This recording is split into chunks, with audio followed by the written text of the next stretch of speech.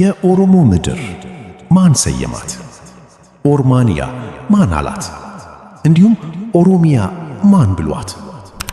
የኦሮሞ ሕዝብ በኢትዮጵያ ግዛት ስም ራሳቸውን መጥራት የሚጠየፉት ለምንድን ነው? እንደሚባለው ባጋጠማቸው መከራ የተነሳ ነው? በእነሱ ላይ የደረሰው ጉዳት አስገደዳቸው? ከሀበሻ ነገሥታት መካከል ኦሮሞን በቅኝ ግዛት ለማስገባት በመጀመሪያ የሞከረ ማን ነው? ማን ተሳክቶለታል? ኦሮሞ ብዙ ቁጥር ያለውና የጋዳ ሥርዓት ያለው በመሆኑ ከእሱ በትንሽ ሥርዓትና ሕዝብ ለምን ተሸነፈ? ሥርዓቱም ሆነ ሃይማኖቱ አራጣን ወይም የሰው ጉልበት ብዝበዛን የሚቃወም የቱ ነው? ክርስትና፣ እስልምና፣ ጋዳ ወይስ ዴሞክራሲ? ሰላም ለምናፈቃችሁ ሕዝቦች ሁሉ፣ የዛሬው የኛ ርዕስ ስለ ኦሮሞ ብሔርና ዳራው እንዴት እንደተቀነጠጡና እንዴት እንደታገሉ ይህን ሁሉ እናመጣላችኋለን። እስከ መጨረሻው ድረስ ተከተሉ። ወደ ርዕሳችን። በኢትዮጵያ ግዛት ውስጥ ከሚገኙ ብሔሮች መካከል ኦሮሞ ሰፊና ስትራቴጂካዊ መሬት ላይ ይኖራሉ። ኦሮሚያ በኢትዮጵያ ግዛት እምብርት ላይ ትገኛለች። በሰሜኑ ሀበሻና በደቡቡ በበደሉ ብሔሮች መካከል ገብታ ቆርጣለች። እንዲሁም የኢትዮጵያን ግዛት ወደ ምስራቃዊና ምዕራባዊ ቁርጥራጮች ከፍላለች። በብዛት የሚወዳደራት ሌላ ሕዝብ የለም። ኦሮሞ ለረጅም ጊዜ በዛሬዋ ኦሮሚያ አካባቢዎች ኖረው ሰፍረው ተባስተው ወደ ብሔር ደረጃ ደርሰዋል። አካኪና አባባዩ አካባቢዎች አሁን እኛ የምንረግጣቸው ኦሮሞ የአባቶቻችን ምድር በማለት ይጠሯቸዋል። አውሮፓውያን የታሪክ ጸሐፊዎች የኦሮሞን ምድር ኦሮሞ ካንትሪ ወይም ኦሮሞ ላንድ ብለው ጠርተውታል። ምሁሩ ጄ ሉዊስ ክራምፍ ኦሮማንያ ብለው እንድንጠራው ሐሳብ አቅርበው ነበር። ዛሬ ኦሮሞ በቅኝ ግዛት ተቃውሞና በነጻነት ትግል አማካኝነቱ የነሱ ምድር ኦሮሚያ በመባል ትታወቃለች። ኦሮሚያ የሚለው ስም በራሱ በኦሮሞ ሕዝብ ለትውልድ ሀገራቸው ሆኖ የተሰየመና በትግል የተገኘ ነው። የኦሮሚያ ስፋት ከ600,000 ካሬ ኪሎ ሜትር ይበልጣል። ከ54ቱ የአፍሪካ አገሮች ውስጥ 17 የሚሆኑት ብቻ ከኦሮሚያ ይበልጣሉ። ከአውሮፓ አገሮች መካከል ሰፊ ነው ተብላ የምትጠራውን ፈረንሳይን እንኳ ኦሮሚያ ተበልጣለች። ኩባ፣ ቡልጋሪያ፣ ጣሊያንና እንግሊዝ ሲደመሩ በስፋት ኦሮሚያ ላይ ደርሱ። ኦሮሚያ በተፈጥሮ ሀብታም ናት። በከብት፣ በዱር አራዊት፣ በደንና በማዕድን ታበለጻለች። በሀበሻ ቅኝ ግዛት ከተያዘች በኋላ እነዚህ የተፈጥሮ ሀብቶች በሀበሻ ቅኝ ጋሪዎች እየተዘረፉ ናቸው። ኢትዮጵያን ያስተዳደሩ ተከታታይ ንጉሠ ነገሥት ሁሉ የሀገሩን ሕዝብ ይቃወማሉ። ኦሮሞ በሀበሻ ቅኝ ግዛት ስር ከወደቀ በኋላ ከፍተኛ ጉዳት ደርሶበታል። ከምኒልክ ጀምሮ እስከ አሁኑ ወያኔ አገዛዝ ድረስ በማግባባትና በስልጣን መጋራት የተባበሩት የሀበሻ ቅኝ ግዛት ማህበረሰብ አባላት ሁሉ ኦሮማን የኦሮሞ መለያ ለመዋጋትና የኦሮሞ ሕዝብ ራስን የማስተዳደር መብት ለማጥፋት በተለያየ መንገድ ይሰራሉ። ኦሮሞን የሚራራ አንድም ገዢ አልነበረም። ከቅኝ ግዛት ሥርዓት ጉዳትና ተጽዕኖ ለመውጣት ብቸኛው መፍትሄ የነጻነት ትግሉን ማጠናከር ነው።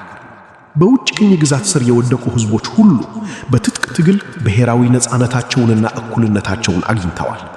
ለኦሮሞም ከዚህ የተለየ አይሆንም። ስለዚህ የኦሮሞ ነጻነት ትግል ዛሬ ግቡን እንዲያሳካ ጥረታችንን በእጥፍ ማድረግ አለብን።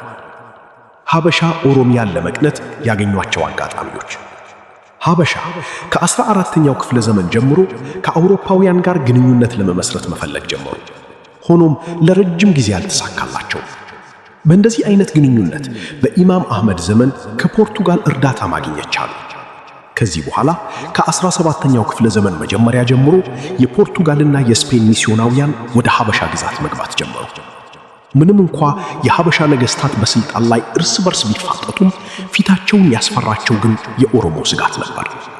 ስለዚህ በኦሮሞ ፍርሃት ተነድፈው በእነሱ ላይ ለመጠቀም ከአውሮፓ ዘመናዊ መሳሪያ ፈለጉ። ከክልል ነገሥታት መካከል ኦሮሞን ትተው ያፈገፈጉት ከመንዝ የመጡት ናቸው።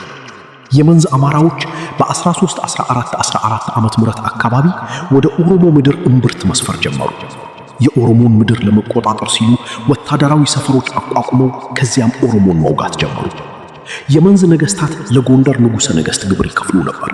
የጎንደር ንጉሥ እንደ ግዛቱ አካል አድርጎ ይቀበላቸው ነበር።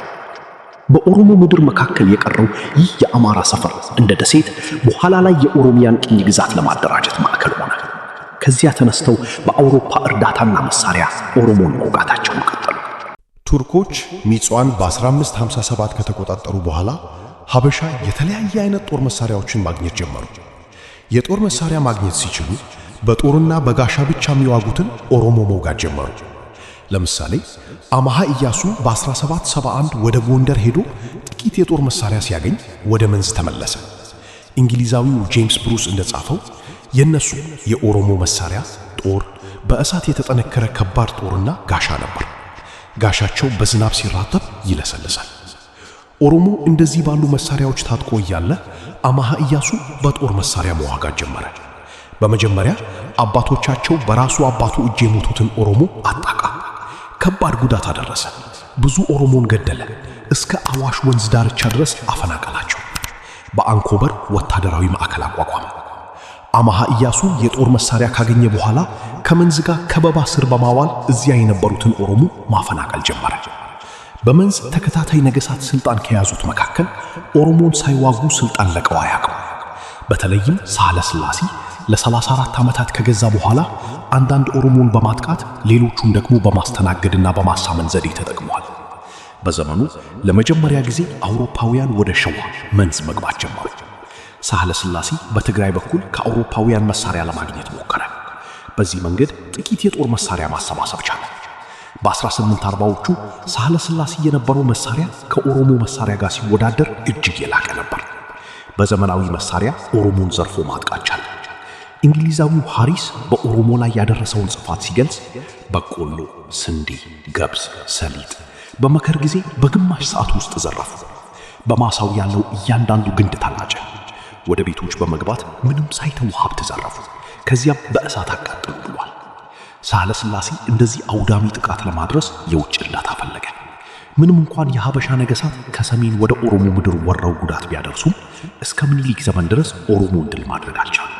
ምኒልክ የአውሮፓ ቅኝ ጋሪ ኃይሎች በቀይ ባህር ጠረፍና አካባቢው ላይ ባላቸው ፉክክር ምክንያት ኦሮሞን የማሸነፍ አጋጣሚውን አገኘ። ይህ አካባቢ ስልታዊ ጠቀሜታ ነበረው።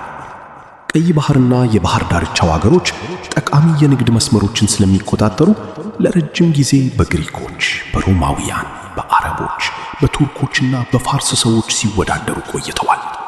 ይህ ፉክክር በ19ኛው ክፍለ ዘመን አጋማሽ ላይ እንደ እንግሊዝ፣ ፈረንሳይና ፖርቱጋል ያሉ በአትላንቲክና በህንድ ውቅያኖስ የተጠመዱት አውሮፓውያን አይናቸውን ወደ ቀይ ባህር አካባቢ ሲያዞሩ ተጠናክረዋል። በዚያን ጊዜ ከፍተኛ የኢንዱስትሪ እድገት ላይ ደርሰው ነበር። ከብዙ ቅኝ ግዛቶቻቸው የሚያወጡት ማዕድን ኢንዱስትሪያቸውን ይመግብ ነበር። እንዲሁም በጅምላ ለሚያመርቱት ዕቃ ሰፊ ገበያ ያስፈልጋቸው ነበር። በዚህ ምክንያት ጥሬ ዕቃ የሚሰጥና ገበያ የሚሆን ቅኝ ግዛት ለማግኘት ከፍተኛ ፉክክር ጀመሩ። በ1870ዎቹ አብዛኛው አፍሪካ በቅኝ ግዛት ተከፋፍሎ ነበር። ከአውሮፓ ሀገሮች መካከል እንግሊዝ፣ ፈረንሳይ፣ ቤልጂየም፣ ፖርቱጋል፣ ጣሊያንና ጀርመን በአፍሪካ ቅኝ ግዛት ትልቁን ድርሻ ነበራቸው። በዚህ ሁኔታ ውስጥ የሱኤዝ ቦይ በ1869 መጠናቀቅ የአውሮፓ ቅኝ ጋሪዎች ሰሜን ምስራቅ አፍሪካን ለመቆጣጠር ያላቸውን ፉክክር አጠነከረው። ቦይ ከዚህ ቀደም በደቡብ አፍሪካ ዙሪያ ወደ ህንድ የሚወስደውን የንግድ መስመር አሳጠረው። በሜዲትራኒያን ባህርና በቀይ ባህር ዙሪያ ያሉ አገሮችን ለመቆጣጠር የሚደረገው ትግል ተስፋፋ። እንግሊዝ በወቅቱ ከሌሎች አውሮፓ አገሮች የበለጠ ወታደራዊና ኢኮኖሚያዊ ኃይል ስለነበረች ብዙ አካባቢዎችን ተቆጣጠረች። ፈረንሳይ ምዕራብ አፍሪካ ቅኝ ግዛቷን እስከ ምስራቅ ድረስ ካገናኘች በኋላ በቀይ ባህር ዳርቻ ኦቦክን ተቆጣጠረች። እንግሊዝ የፈረንሳይን ኃይል ለማዳከም ጣሊያን በምስራቅ አፍሪካ ድርሻ እንድትወስድ ገፋት። ስለዚህ ጣሊያን የሶማሊያን ክፍል በቅኝ ግዛት ያዘች። ጣሊያን የኤርትራ ቅኝ ግዛቷን ከሶማሊያ ጋር ለማገናኘት ፈለገች። እነዚህ የአውሮፓ ቅኝ ጋሪዎች ፍላጎት እርስ በርስ ይጋጫል። እርስ በርሳቸው ላይ እየሰሩ ለማዳከም ይፈልጉ ነበር። በዚህ ረገድ ፍላጎታቸውን የሚያገለግሉ የአካባቢውን ገዢዎች ይደግፉ ነበር። ሀበሻ አጋጣሚውን ያገኘው ከዚህ ነው። የቅኝ ግዛት አለመግባባቶቻቸውን በሰላም ለመፍታት የአውሮፓ ኃያላን የእርስ በርስ ቅኝ ግዛቶችን ዕውቅና ለመስጠትና መዘረፍን ለማመቻቸት ጉባኤ ጠሩ። ይህ ጉባኤ በጀርመኑ ቻንስለር ቢስማርክ ተጠርቶ ኢያአ በ1884-85 በበርሊን ተካሂዶ የበርሊን ኮንፈረንስ በመባል ይታወቃል። ሀበሻ በዚህ ጉባኤ ድርሻ ለማግኘት ተወካዮች እንደላከ ይነገራል። ከአፍሪካ ቅኝ ግዛት በፊት የተጀመረው የበርሊን ጉባኤ አፍሪካን በስርዓት በመከፋፈል ተጠናቀቀ። የአፍሪካ ካርታዎች በበርሊን ተዘጋጅተው ተከፋፈሉ። ሚኒሊክ ከዚህ ሁኔታ በጣም ተጠቅሟል። ከበርሊን ኮንፈረንስ ፉክክር ድርሻ ለማግኘት ተወካዮች እንደላከ ተመዝግቧል። ሃሮልድ ጂ ማርከስ በ ላይፍ ኤንድ ታይምስ ኦፍ ሚኒሊክ II ኢትዮጵያ 1844-1913 በተሰኘው መጽሐፉ ላይ እንዲህ ብለዋል። በዊጫሌ ስምምነት መሰረት እና በትግሬ ውስጥ ባለው አለመረጋጋት ምክንያት ጣሊያኖች በጁን 2 1889 ከረንን እና በኦገስት 10 አስመራን በሰላም ተቆጣጠሩ። ፓርላማው ስምምነቱን ከማጽደቁ በፊትም ክሪስፒ የጣሊያን አምባሳደሮችንና ሚኒስትሮች እንደ የካቲት 26 1885 የበርሊን ኮንፈረንስ አጠቃላይ ሕግ አንቀጽ 34 መሰረት አንቀጽ 17ን ለአስተናጋጅ መንግስታት እንዲያሳውቁ አዘዘ። በሌላ አገላለጥ በኢትዮጵያ ላይ ጥበቃ እንደሚደረግ ተደረገ። ይህን የፈረንሳይና የሩሲያ መንግስታት ተቃወሙ። የሩሲያ መንግስት በኢትዮጵያ ላይ የጣሊያንን ጥበቃ በጭራሽ አላወቀም። በወሳኝ ወቅት ለንጉሠ ነገሥቱ በተዘዋዋሪ ስነ ምግባራዊና ፖለቲካዊ ድጋፍ አድርጓል። እንግሊዝ፣ ፈረንሳይና ጣሊያን በቀይ ባህርና በአባይ ወንዝ ዙሪያ ያለውን መሬት እየተቆጣጠሩ እያለ ሚኒሊክ በአውሮፓ መሳሪያና ምክር በመታገዝ ኦሮሞን፣ ሲዳማን፣ ሶማሌንና ሌሎች ደቡባዊ የኢትዮጵያ ብሔሮችን እየተቆጣጠረ ነበር። የተጨማሪው ኮንቬንሽን አንቀጽ ቫፍና ቪአይ ለኢትዮጵያ 4 ሚሊዮን ሊራ ብድር ሰጥቷል። ነገር ግን አንቀጽ 6 የድንበር እርምጃ በባለቤትነት መሰረት እንደሚደረግ ደንግጓል። ይህ ሁኔታ ዛሬ በደቡብ ኢትዮጵያ የሚገኙት ብሔሮች በሀበሻ ቅኝ ግዛት እንዲገዙ ምክንያት ሆኗል። ሚኒሊክ በዚያን ወቅት የወሰዳቸው እርምጃዎች ከአውሮፓውያን የተለዩ አልነበሩ። የኦሮሚያ ቅኝ ግዛት ሀበሻ፣ አማራና ትግራይ በጎንደርና በትግራይ በኦሮሞ ምድር ድንበር ላይ ይኖሩ ነበር። ከሰፈራቸው ተነስቶ ጥቃት ይሰነዝሩ ነበር። ምንም እንኳ የውስጥ አለመግባባት ቢኖርባቸውም ኦሮሞን ድል አድርጎ ኦሮሚያን የመያዝ የጋራ ፍላጎት ነበራቸው። በኦሮሞ ላይ ጦርነት ከ9ኛው ክፍለ ዘመን ጀምሮ የነበረ ቢሆንም ኦሮሞ የጋዳአ ሥርዓት ከተቋቋመ በኋላ ሀበሻ እስከ 19ኛው ክፍለ ዘመን ድረስ ፍላጎታቸውን ማሳካት አልቻሉም። በ19ኛው ክፍለ ዘመን መገባደጃ ላይ የነበራቸውን ፍላጎትና የኦሮሚያን ቅኝ ግዛት እንመልከት። የቴዎድሮስ ሙከራዎች ከ15ኛው እስከ 19ኛው ክፍለ ዘመን አጋማሽ ድረስ የሀበሻ መስፋፋት ፍላጎት ደክሞ ነበር። በሀበሻ መካከል ያለው ሁኔታ ከ19ኛው ክፍለ ዘመን አጋማሽ ጀምሮ ቴዎድሮስ ስልጣን ከያዘ በኋላ መለወጥ ጀመረ። ቴዎድሮስ 1855 እስከ 68 ስልጣን ከያዘ በኋላ 3 ግቦችን ገለጸ። 1 ሀበሻን ማንበል፣ 2 ኦሮሞን ማጥፋት እና 3 እስልምናን ማስወገድ። ቴዎድሮስ የትግራይን፣ ጎንደርንና ጎጃምን ነገስታት ድል አድርጎ በማሸነፍ ለ100 ዓመታት ተበታትኖ የነበረውን የሀበሻ ኃይል በአንድ ንጉሥ ስር አደረገ። የሀበሻን ወታደራዊ ኃይል በማጠናከር ኦሮሚያን የመቆጣጠር የረጅም ጊዜ ፍላጎታቸውን ለማሳካት መንገድ ዘረጋ። በሚያዝያ 1855 ራሱን ንጉሠ ነገሥት አድርጎ ዘውድ ተጫነ። በግንቦት 1855 ደግሞ በሁሉ ኦሮሞ ላይ ዘመቻ ከፈተ። ቴዎድሮስ ኦሮሞን ለጊዜው ድል ቢያደርግም ሊያስተዳድረው አልቻለም። የአውሮፓ እርዳታ እንደሚያስፈልገው ተገንዝቦ ይህን ደብዳቤ ለእንግሊዙ ንግሥት ቪክቶሪያ ላከ። አባቶቼ ፈጣሪያቸውን ስለካዱ እግዚአብሔር መንግሥታቸውን ለጋላ ለኦሮሞ ጥንታዊ ስም ሰጠው። አሁን ግን እግዚአብሔር ከአፈር ውስጥ አስነስቶ መንግሥቱን ወደ እጄ መልሶ ሰጠኝ። አባቶቼን እንድተካ አስቻለኝ። ጋላዎችን እያሳደድኩ ነው። ቱርኮች በአገሬ ውስጥ ናቸው፣ ግን ለቀው ለመውጣት ፈቃደኞች አይደሉም። እንዳሸንፋቸው እርዳኝ። ቴዎድሮስ ያለ ውጭ እርዳታ ግቡን ማሳካት እንደማይችል ያውቅ ነበር። እሱ ራሱ በቅዱስ ጽዮን ተይዞ ኦሮሞን ማስተዳደር አልቻለም። ብዙ ጦርነቶችን ተዋግቷል። ከወሎ አምዴ ባሽር ጋር ከ3 ጊዜ በላይ ተዋግቶ በቁርጥ ሊያሸንፈው አልቻለም። ያም ሆኖ ብዙ ኦሮሞ ጉዳት ደረሰባቸው። የጠየቀውን የእንግሊዝ እርዳታ ከመድረሱ በፊት በአገሩ ውስጥ ያሉትን እንግሊዛውያን ታሰረ። እንግሊዛውያን በሰላም ነፃ ለማውጣታቸው ሲያቅታቸው ወታደራዊ ዘመቻ ከፈቱ።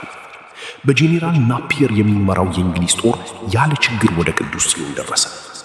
በጊፍቲ ወርቂቱ የሚመሩት የየጁ ኦሮሞ ናፒየር ወደ ቅዱስ ጽዮን ሲጠጋ አይተው ለመሸሽ ፈለጉ፣ ግን መውጫ መንገድ አላገኙም።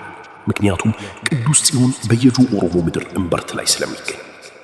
ቴዎድሮስ የእንግሊዝ ጦር ከሰሜን ኦሮሞም ከደቡብ እንደሚጠጉት ተገንዝቦ የታሰሩትን እንግሊዛውያን ነፃ አውጥቶ ወደ ናፒየር ላካቸው። ሆኖም ከሱ ጋር የነበሩት ኦሮሞ ግን እጅ ለመስጠት ፈቃደኞች አልነበሩ። ከተራራው ወረዱ። የወሎ ኦሮሞ የህዝባቸውን ሬሳ ባዩ ጊዜ በቅዱስ ጽዮን ተዋግተዋል። ቴዎድሮስ እዚያው ተይዞ ተገደለ። እንዲሁም በእንግሊዝ ጦርነት ወቅት ተዋግተዋል። ከቴዎድሮስ የ13 ዓመታት ግዛት ተከታዮቹ የሀበሻ ነገሥታት 3 ጠቃሚ ትምህርቶችን ተማሩ። 1. ኦሮሞን ለማሸነፍ በማንኛውም መንገድ የውጭ እርዳታ ማግኘት አለባቸው። 2. የውጭ እርዳታ ለማግኘት ዲፕሎማሲ ማወቅ አለባቸው እና 3. ጠንካራ አንድ የተዋሃደ የሀበሻ መንግስት አስፈላጊ። በተለይም ምኒልክ እነዚህን ትምህርቶችን በሚገባ ተረድቶ በተግባር አዋለ። ቢ የምኒልክ ቅኝ ግዛት ዘመቻዎች። ከቴዎድሮስ ትምህርት መነሳት ምኒልክ ኦሮሞን ለመዋጋት የውጭ እርዳታ እንደሚያስፈልገው ያውቅ ነበር። ስለዚህም ከውጭ ጋር ጥሩ ግንኙነት መፍጠር እንዳለበት ገባው። ወደ ሸዋ ከተመለሰ በኋላ ይህን ትምህርት በተግባር ማዋል ጀመረ። ኢኢኤ በሚያስ 865 ከቅዱስ ጽዮን ከተፈታ በኋላ በኦሮሞ እርዳታ ወደ መንዝ ሄደ። አንዴ መንዝ ከደረሰ በኋላ ከእንግሊዝና ከፈረንሳይ ጋር ግንኙነት መመስረት ጀመረ። የጦር መሳሪያ እንዲረዱት ለፈረንሳይ ደብዳቤ ላከ። ኢኢኤ በሚያስ 867 ሌላ ደብዳቤ ለእንግሊዝ በማግኘት የጦር መሳሪያ ጠየቀ። መጀመሪያ ላይ ምኒልክ የጦር መሳሪያ ጠይቆ የነበረው ቴዎድሮስ ቢያጠቃው ራሱን ለመከላከልና ኦሮሞን ለማጥፋት ነበር። ምኒልክ መሳሪያ ለማግኘት ከአውሮፓውያን ጋር ግንኙነት ለመመስረት የጀመረው ጊዜ በጣም ምቹ ነበር። የስዌዝ ቦይ በሚያስ 868 ስለተከፈተ የአውሮፓ ኃያላን ክልሉን ለመቆጣጠር ሲወዳደሩ ነበር። ምኒልክ አውሮፓውያንን ለማወቅ ከሚስዮናውያን ጋር ተሳተፈ። ሚስዮናዊው ማሳያ በሚያስ 868 ወደ ሸዋ በገባ ጊዜ ምኒልክ ከሱ ጋር በቅርበት ሰራ። ከቴዎድሮስ ልምድ በመማር ምኒልክ ከእስር ከተፈታ በኋላ ከአውሮፓውያን ጋር ተባበረ። በማሳያ ምክር መሰረት ምኒልክ በአባ ሚካኤል የሚመራ ተወካይ ወደ አውሮፓ በሚያስ 872 ላከ። አባ ሚካኤል እንግሊዝን፣ ፈረንሳይን፣ ጣሊያንንና ቫቲካንን ጎበኘ። እንዲህ በ1876 አንድ የጣሊያን ጂኦግራፊያዊ ቅየሳ ቡድን ወደ ሸዋ ገባ። ይህ የጣሊያን ቡድን ቅየሳ ለማካሄድ በመንዝ ቆይቶ ለምኒልክ ትልቅ ጥቅም አስገኝቶለታል። አውሮፓውያን ኦሮሞንና ሌሎች የደቡብ ኢትዮጵያ ብሔሮችን በቅኝ ግዛት እንዲያስገባ መሳሪያ፣ አማካሪዎች፣ አሰልጣኞች፣ የሕክምና ባለሙያዎችና ካርታ ሰሪዎች ሊሰጡት ይችላሉ። ዘ ስቶለን ዴዘርት እንደሚዘግበው ምኒልክ ከአውሮፓ አማካሪዎች ወታደራዊ ዘዴዎችን፣ ካርታ ሰሪዎችን፣ ቋሚ ወታደራዊ አስተዳደር አማካሪዎችን እንዲሁም በቅኝ ግዛት ሀገሮች ውስጥ ጥቅም ላይ የሚውሉ ዘዴዎችን እና ከተገዙ ህዝቦች ጋር የሚደረግ ግንኙነትን አገኘ። በተጨማሪም ፈረንሳዮች ጦሩን በማስታጠቅና በማደራጀት ረገድ ትልቅ ሚና ተጫውተዋል። ምኒልክ ኦሮሞን ለማጥቃትና ለመቀኘት ከሚያስችሉት ምክንያቶች አንዱ በአውሮፓ አገሮች ላይ መታመኑ ግልጽ ነው። በቅኝ ግዛት የደረሰው ጉዳት መጠን ራስን በራስ የማስተዳደርና የነጻነት ትግል በኦሮሞ ህዝብ እየተጀመረ አይደለም። ሌሎችን በማሸነፍ መመካት፣ ማዋረድ እና መዝረፍ የኦሮሞ ብሔር ብቻ ገጽታ አይደለም። ሆኖም ኦሮሞን ለማሸነፍና ኦሮሚያን ለመቀኘት በሀበሻ ቅኝ ጋሪዎች የተፈጸመው ጭካኔ በታሪክ ተደራሽነት የለው። ከዚያ በኋላ በኦሮሞ ላይ የደረሰው ውርደትና ዝርፊያ ቀላል አይደለም። ቅኝ ግዛት የኦሮሞን ህይወት በፖለቲካ፣ በማህበራዊ እና በኢኮኖሚ ዘርፎች እንዴት እንደለወጠ በአጭሩ መመርመር በጣም አስፈላጊ ነው።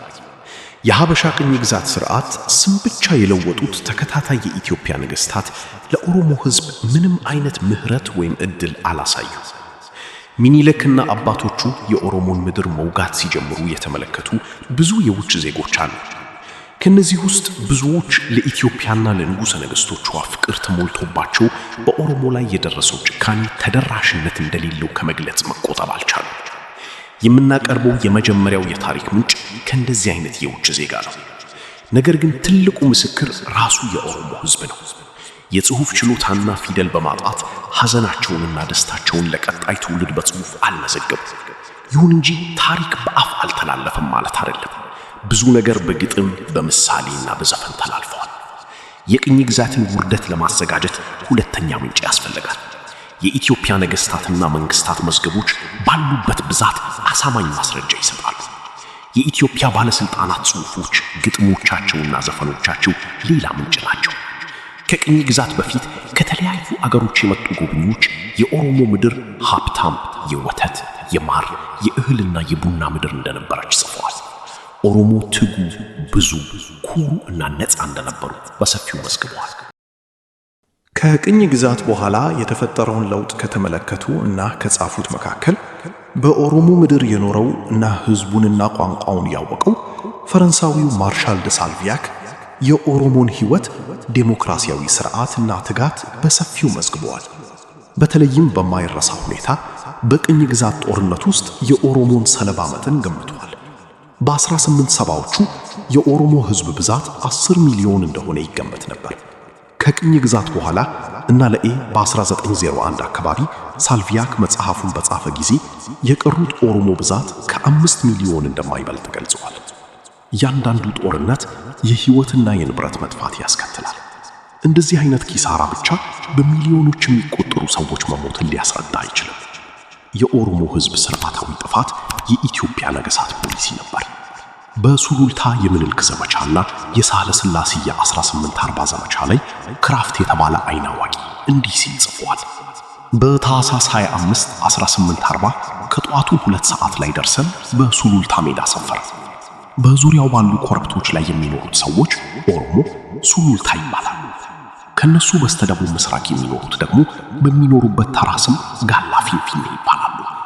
የሱሉልታ ኦሮሞ ንጉሱን ወይንም መስፍንን በገለባና በፈረስ ለመስገድ ስለፈቃደኞች ንጉሱ መላ ጎሳቸውን በእሳት እንዲቃጠል አዘዘ።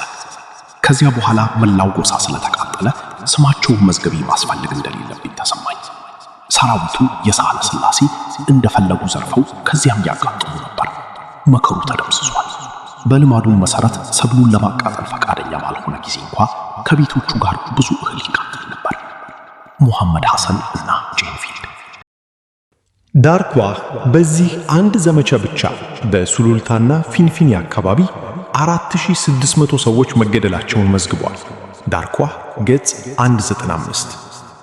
ይህ ጸሐፊ ዳርኳ ሚኒሊክን የሚወደውና የጀግንነቱን ግንዛቤውን እና ጥረቱን በማመስገን የጻፈው ሚኒሊክ ኦሮሞን የማጥፋት ፖሊሲን ከአባቶቹ የወረሰና ተግባራዊ ያደረገው መሆኑን ገልጿል። ግድያ በሕዝብ ቁጥር ሥርዓታዊ ቅነሳ ውስጥ ዋናው ዘዴ ነበር። በሴፕቴምበር 6 1886 አርሲ ኦሮሞ 16000 መጥፋታቸውን ከመዘገበ በኋላ ዳርኳ በቅኝ ግዛት በተያዙት አካባቢዎች ሁሉ ከ4 ሰው አንዱ መገደሉን መዝግቧል። ዳርኳ ገጽ 195። ስለዚህ ኦሮሞን ማጥፋት በተከታታይ የኢትዮጵያ ነገሥታት የወረሱት ፖሊሲ መሆኑ ግልጽ ነው። ስለ ሚኒሊክ ቅኝ ግዛት ዘመቻዎች የጻፉ የውጭ ዜጎች ከ4 ኦሮሞ አንዱ መገደሉን መዝግበዋል። ከነዚህ መካከል ግማሹ ኦሮሞ በጦርነቱ እንደጠፋ የተናገረው ሳልቪያክ ይገባል። ኦሮሞ ጠላታቸውን በተለያየ ቦታዎች ስለገጠሙና የተበተኑ ስለነበር ከአካባቢያቸው ባሻገር የተገደሉትን ቁጥር መገመት አይቻልም። በአካባቢው መዝግበው ማስቀመጥ ባለመቻላቸው እንደ አራዊትና ወፎች ለመኖር ተገደዱ። ለምሳሌ ይህን የካቡል ዘፈን ተመልከት። ቲቢቲማ ገጽ 321። ሀብታሙ ይመካል፣ ድሃው ያለቅሳል። ጋብላአን በራሪ ፈረሱን ጭኖ በካቡል ከአማራ ጦር ጋር አመቻችቷል። አዳኝ ወፎች ጠግበውበታል። አያስደንቅም? የኦሮሞን ሕዝብ ቁጥር ለመቀነስ ሁለተኛው ሥርዓታዊ ፖሊሲ ባርነት ነበር። ምኒልክ ተወዳጁ ዳርኳ እንዲህ ሲል እንስማው። በሁለተኛ ደረጃ በጦርነት የተማረኩትን ተመለከተ። አንዳንዶቹን ወደ ሸዋ ወስዶ ለራሱና ለባለስልጣናቱ አገልጋይ ያደረጋቸው። ምኒልክ ለአውሮፓውያን በጻፈው ደብዳቤ ላይ በአንድ ወቅት 5000 ምርኮኞችን በሌላ ወቅት ደግሞ 20000 ምርኮኞችን በባርነት እንደያዘ በመመካት ገልጿል። እያንዳንዱ ጦርነት የሕይወትና የንብረት መጥፋት ያስከትላል።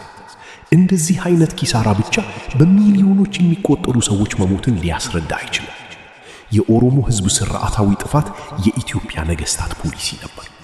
በሱሉልታ የምኒልክ ዘመቻና የሳህለ ሥላሴ የ1840 ዘመቻ ላይ ክራፍት የተባለ አይናዋቂ እንዲህ ሲል ጽፏል። ከባርነት የተረፉትን በቁጥር ለማወቅ ከሞከረ በግምትም ቢሆን ከሚሊየን በላይ የሚሆኑት በባርነት እንደተያዙ ያሳያል። ጥቂቶቹ ወደ ውጭ ሀገር ተሸጧል። እንደ ባርጋአ ባሉ ገበያዎች ለጠመንጃና ጥይት ተሸጡ። ሌሎች ደግሞ ወደ ሌሎች የኢትዮጵያ ክፍሎች ተወስደዋል። ይህ የሚያሳየው ባርነት በኦሮሞ ላይ ከባድ ጉዳት እንዳደረሰ ነው። ባርነት በኦሮሞ ሕዝብ ላይ ከፍተኛ ጉዳት ያደረሰ መሆኑ ግልጽ ነው። በርካቶች ቤተሰቦቻቸውን አጥተው በባርነት ተሸጡ። ይህ የኢትዮጵያ ቅኝ ግዛት ተግባር ሕዝቡን ለማጥፋት የታለመ ነበር።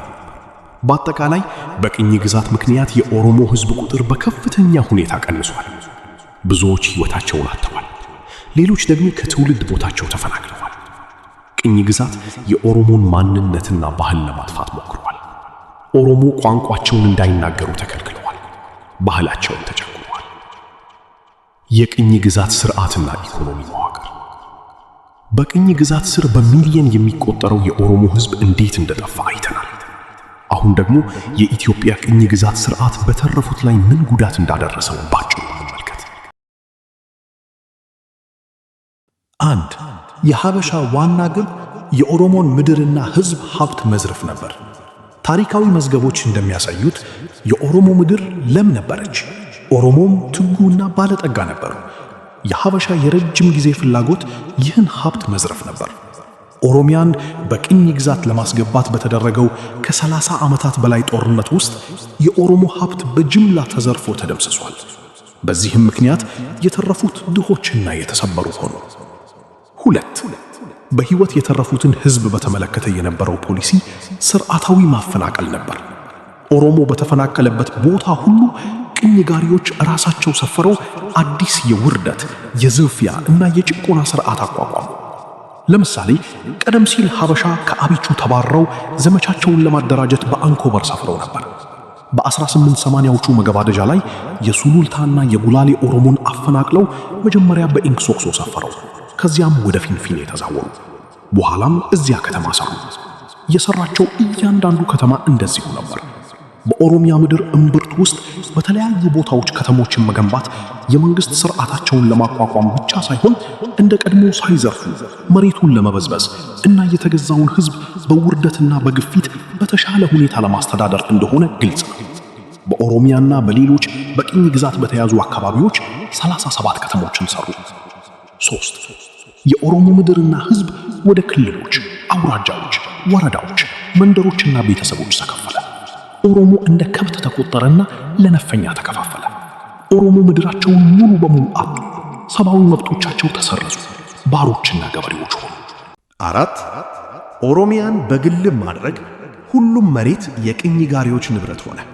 ከዚህ በፊት በኦሮሞ ምድር ውስጥ መሬት የማንም የግል ንብረት አልነበረም። መሬት ተፈጥሯዊ ነበር፣ የአገርና የሕዝብ ነበር። የግል ንብረት አልነበረም። ሥርዓታቸውን ለማስገደድ ጋሻ ወይም ሪቀ የሚባል የመሬት መለኪያ አስተዋወቁ።